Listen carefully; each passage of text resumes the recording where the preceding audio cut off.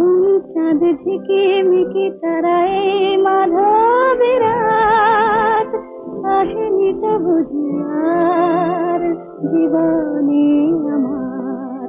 আজও বাঙালি হৃদয়ে এক রহস্যময় আলো হয়ে জ্বলজ্বল করেন সুচিত্রা সেন। তার সেই অনাবিল হাসি, গভীর দৃষ্টি আর এক অদ্ভুত অভিজাত্য ব্যক্তিত্ব, যা শুধু পর্দায় নয়, মানুষের মনকেও আলো করে তুলেছিল। তিনি শুধু সুন্দরী ছিলেন না, তিনি ছিলেন অভিব্যক্তির জাদুকরী। চোখের ভাষায় প্রেম, নীরবতায় অভিমান আর সংলাপের দৃঢ়তা, সব মিলিয়ে তিনি হয়ে উঠেছিলেন এক অনন্য শিল্পী।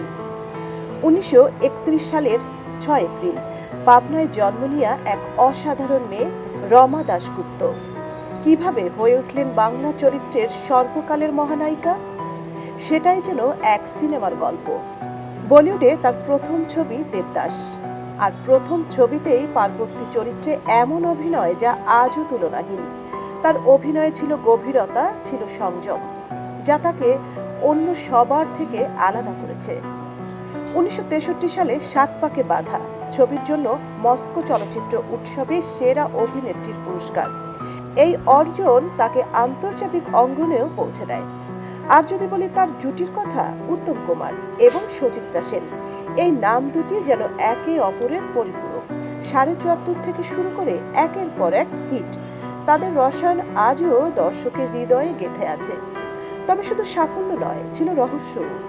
জীবনের এক পর্যায়ে তিনি নিজেকে সরিয়ে নেন আলো থেকে, নিঃশব্দে নির্ভীতে কাটাতে থাকেন জীবন, যেন নিজেকেই এক কিংবদন্তিতে পরিণত করলেন। তিনি এমন একজন শিল্পী ছিলেন যিনি দাদা সাহেব ফালকে পুরস্কার গ্রহণ করলেও জনসমক্ষে আসেননি, কারণ তিনি জানতেন তার আসল পরিচয় কোনো মঞ্চে নয়, মানুষের হৃদয়ে।